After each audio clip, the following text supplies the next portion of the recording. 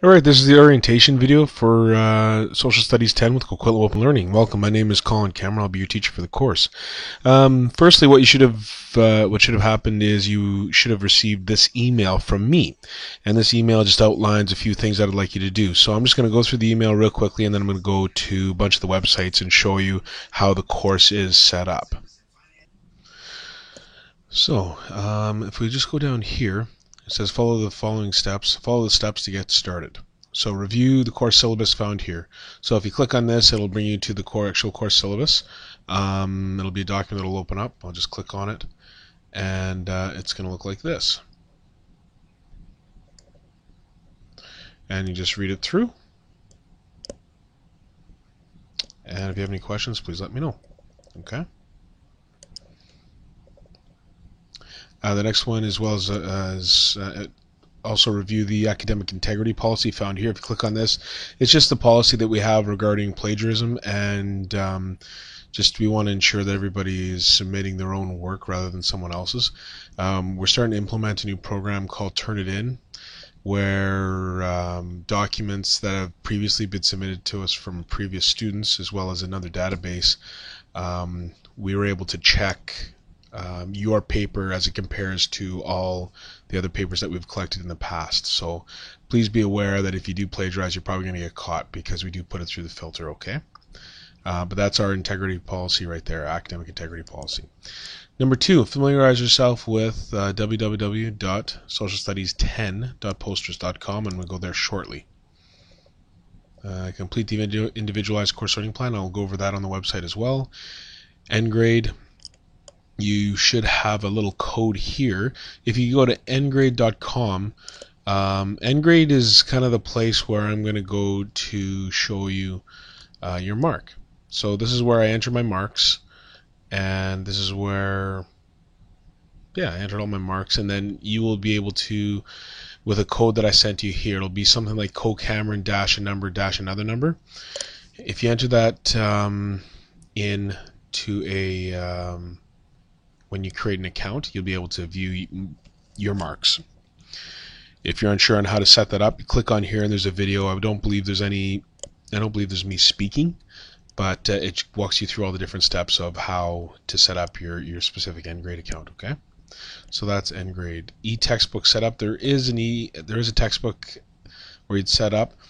I'm not going to go through that during this orientation, but if you click here, there'll be another video of me walking you through how to set up your e-textbook, okay, from beginning to end, and you'll be using the code found right there. Elluminate session. This video and you asking me some questions, that's going to actually replace the Elluminate session. So in the past, what I've done is I've asked you to attend a live session. What we've found, especially with the flex-paced courses, is that a lot of students aren't able to set aside an hour one evening, or it's hard. I'm only getting one person or two people, so I thought I would just do a big long recording and then get you to ask me some questions if you have any questions about clarification of anything that I would have gone over in the video. So there's that. But like I said, just watching this and answering a few questions at the end of this tutorial will take the place of the Elluminate session. Number 7, Blackboard access. You'll have access here. It's going to be a username and password. That's more or less where the course is. Okay, so that's the intro email. Next, what I'm going to do, I'm going to go to the actual website. And here it is here, Social Studies 10. Now, the URL for this website is ss10.postgres.com. Now, this is my message board. This is my place to tell you where to find lots of information. Blackboard is where the course is housed with all the assignments and readings and vocab and all that type of stuff. But it doesn't really allow me to communicate really well with my class. So I use this website to give you due dates, to give you reminders of certain things. The way this is set up, it's a blog site, so you'll see here this is just a little email I sent out to all of you. All the emails that I would have sent to everyone would have been posted here. Okay.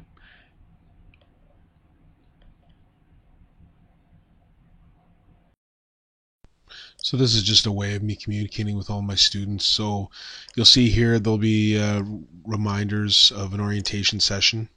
You probably won't see these as much anymore. If somebody wants me to do an orientation session with them, I'm more than happy to set it up to do a live one.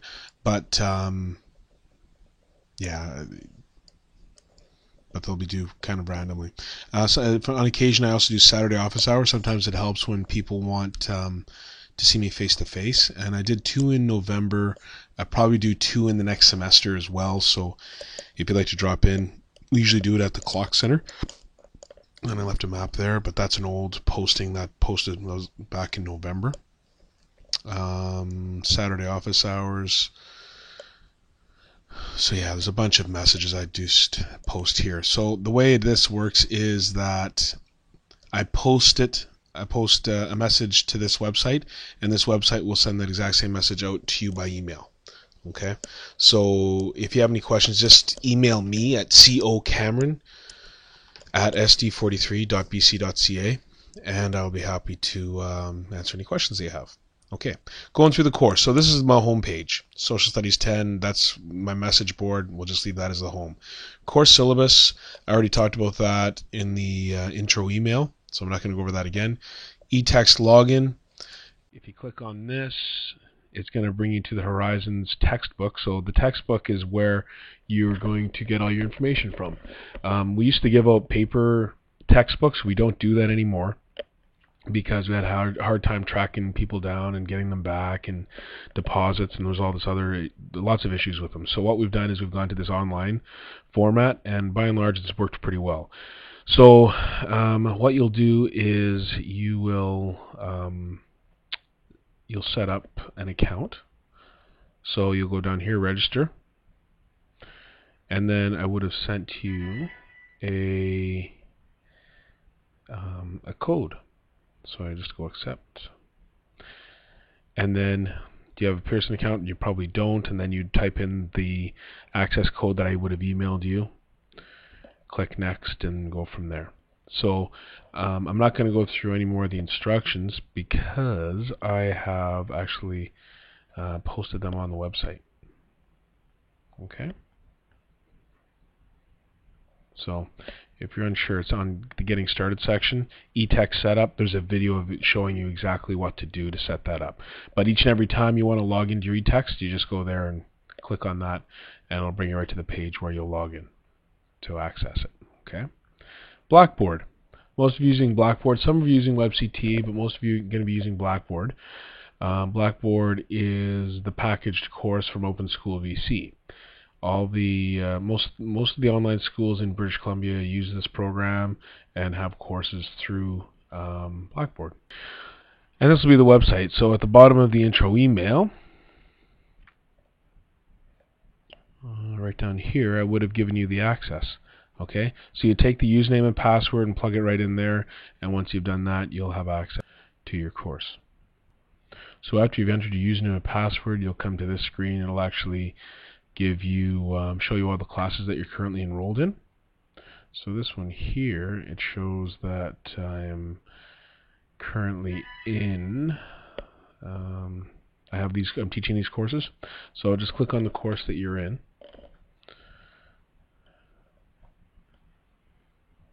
and this is where the course is housed. So if we go here, and we have Module 1, 2, 3, and 4. So this is the entire course kind of bundled up into four parts. So if I click on Module 1, Canada, the place, the people, that's going to be broken up into 4 other different sections. So I click on Section 1, the regions of Canada, and it's going to go through, just has a bunch of readings. It has hyperlinks here for different definitions. So if you click on that, you'll be able to get the definition.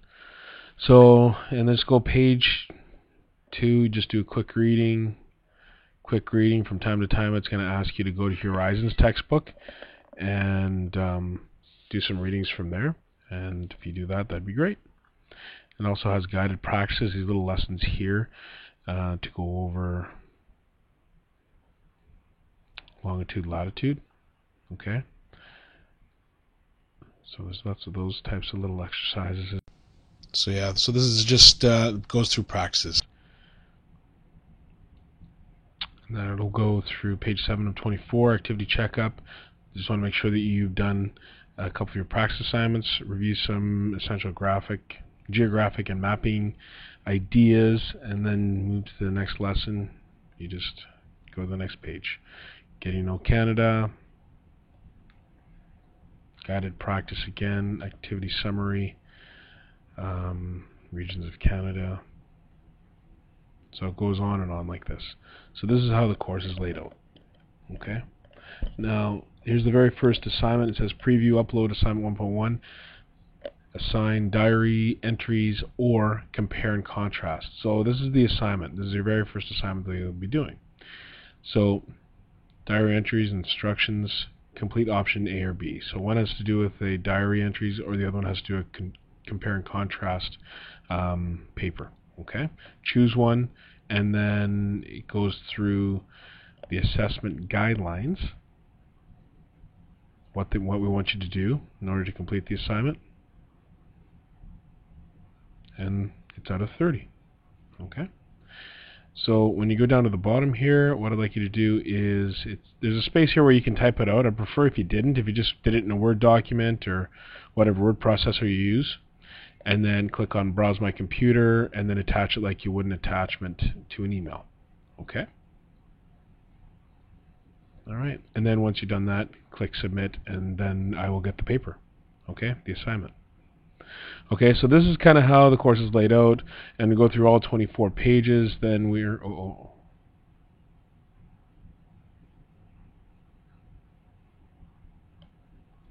Yeah, so then you just keep on going through the pages, okay? Now, if you want to navigate through this a little bit differently, there's some options over here with this little menu.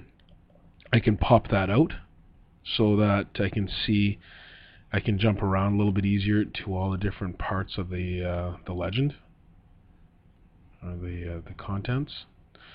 If I want to get rid of that, I just minimize it. And if I want to move that to the bottom, move to the bottom. Okay. So that's kind of the layout of Blackboard. You'll also be asked to write tests as well. So when you do write a test, this is what you're going to do. So you'll go to Assessments, and you'll see here all of the tests are kind of listed here. So Module 1, 2, 3, and 4. I'd like you to do Form A when you're writing it. Now, the procedure for writing a test is you're going to go talk to a teacher at your school. So if you're in a School District 43 school, you'll go find the DL support teacher, and I'll show you how to find that person shortly. So you'll find that person, and they're going to supervise you writing the test. Okay? So you see the test here, you might think, oh, great, I can just write it on my own at home. Sorry, that's not the case. You have to be supervised. So once you open this up and you click Begin, what's going to happen is they're going to ask for password. Only the supervising teacher has the password. So once they enter the password and they're sitting in the same room as you, you can write the test on the computer. Okay? So that's how you write tests. Now, to show you where the person, your DL support teacher is, I'm just going to go back to this website, and it says School Liaison Teacher. And then what will open up here is a PDF version of this. I'm just going to make it big, and it outlines what school you're at. So if you're at Charles Best, Mr. Moles will be your support teacher. Okay. I've even put a little link here so you can email the teacher and say, listen, I'd like to take a Social Studies 10 test for Mr. Cameron. I would like to do it on Tuesday. I'm not sure if that works for you. Please let me know. And I'll let you guys set up that. I don't really have to be involved with that, but you'll have to set up a time. Now, if one of these times doesn't work, you can go to any one of these schools in order to write a test. It doesn't have to be at your home school. So if you go to Centennial, you don't necessarily have to write at Centennial. You can go to Charles Best if you wanted to, if the time works better for you. So just be aware of that. For all the students that are out of district, something's going to have to be set up for you as well. So just email me and we'll try to sort through that problem, because that's most certainly something that we're going to have to look into.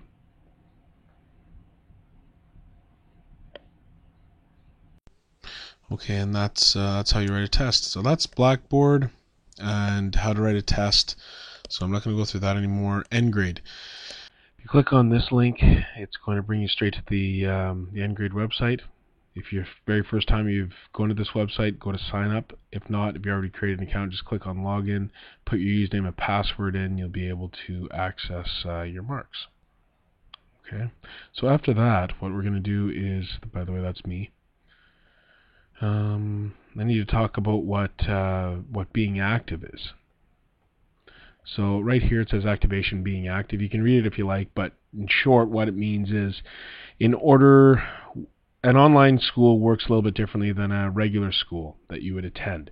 Online schools, we have to actually prove to the government that you are actually in our class and you're actually doing work towards completing the class. If you go to, say, Charles Best, even before you go to the school, that school is going to be provided money to educate you. We don't get funding for this program until we can prove to the government that you're actually in the class. Now, there's two parts to activation. The first part is two-way communication. So that can be done through an Elluminate session, which you don't necessarily have to do that way if you don't want to, or I can email back and forth with you conversing about a certain topic, and I'm going to get into more about that at the end of this video. Okay, I'm going to ask you to read a few parts of the book, or sorry, of the within Blackboard. I'm going to ask you a few pointed questions and reply back, and that's going to improve two-way communication. So that's the first thing, two-way communication. The second thing is you need to complete 10% of the course. Now 10% of the course is actually the first module, we're going to say. The assignment's in the first module. So I'm going to go through that shortly, what that looks like. Okay, but that's what becoming active is.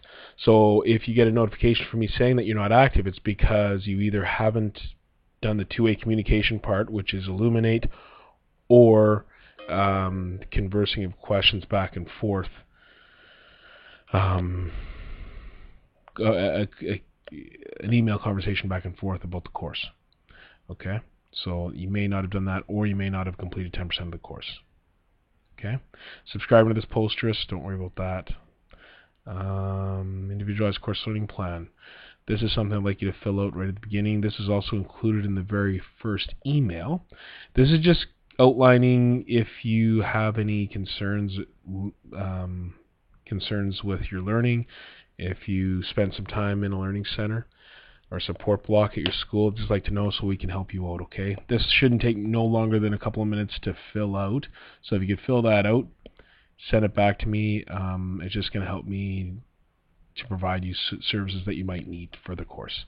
How do you set up NGrade? There's a video here outlining how to set that up. I'm not going to go through that.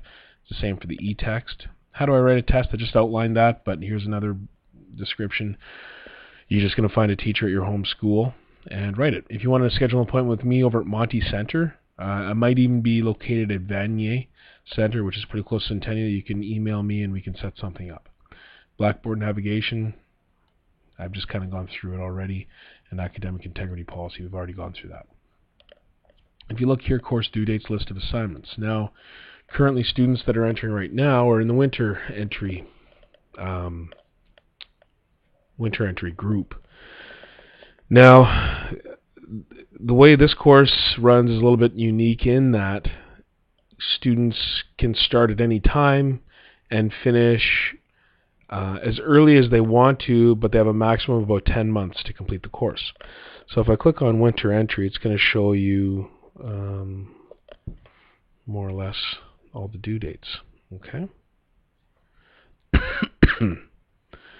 So if you look here, so you can't really see this, it's right off the screen, but it says Module 1 due February 28th, the second module due April 30th, the third module is due June 30th, and the course needs to be completed by September 30th, okay? Now, you'll see some highlights. Anything highlighted in black means that I want it to be submitted. Anything not highlighted, it's in white, means that you still need to do the assignment, but I'm not going to collect it for marks. It's going to be important to know this material for tests, okay? And lastly, the gray, just take notes for each of the sections. So yeah, as we look here again, so all the black assignments are things that I'd like you to collect. I want you to hand in, and all the gray ones are I'd like you to do notes for the test. Make sure that you do the notes because they're important for you to understand the material. And lastly, anything that's not highlighted, I'm not asking you, I'm not collecting. So, but just make sure you know the material for the tests. All right. You'll see here, like I said, Module 1 due February 28th. Next module is due 30th of April. If you'd like to complete, I mentioned earlier that you can complete assignments as quickly as you want to. So if you want to complete, say, I don't know, say it's the beginning of December and you want to complete the first module by the end of December, hey, great, good on you. You're more than welcome to do that and then keep on going from there. So ideally, you could finish the course in 2 to 3 months if you wanted to, if you really, really hustled through it. If you wanted to complete the course in 10 months, you're more than welcome to as well. Now, as I showed you down here, the last due date was September 30th. So once you can work through the summer, there'll be a teacher available to help you out through the summer to do tests and all that. There will be a 3-week period where there will be no teacher available though. So at the beginning of the summer, all through July and halfway through August, someone will be available to help you to complete the course. Now, September 30th is the final due date, and if you could have it done by then, that'd be great. But if you want to finish it earlier, that's great too. Now, going back to what activation is, I said that your Module 1 assignments are what's required for activation. So you have 1, 2, 3, 4, 5 assignments to complete in order to get in order to be active. And active more or less kind of means that you get to keep your position in the class. If we find that you're not progressing in the class, you're not submitting some work in each week, we might ask you to leave because there's other students that might want to get into the class, and we can't really hold a spot for someone that if you're not progressing in the course. Okay? So those are the due dates. So if you're unsure about when you registered for the class, check out my introductory email. It'll tell you what group you're in. So just be aware of that. Also, if you look inside of NGrade, you'll have your last initial, comma, first name, and then in the next column it's going to say spring, summer, fall, or winter. That indicates what group number you're in. So NGrade will tell you exactly what group number if you are confused. Okay? And lastly, I just included a number of resources that might be useful to you. Atlas of Canada, Canadian Biography Dictionary, the Canadian Encyclopedia, Government of Canada Library and Archives, and of course Wikipedia. So that more or less concludes this part of the orientation. So if you have any questions and concerns, I'd really appreciate it if you could get in touch with me by email. I'm more than happy to. You can also call me on my work cell phone number, which is 604-788-9983. That's 604-788-9983. All right. Thank you very much, and I will be doing one last portion with you shortly.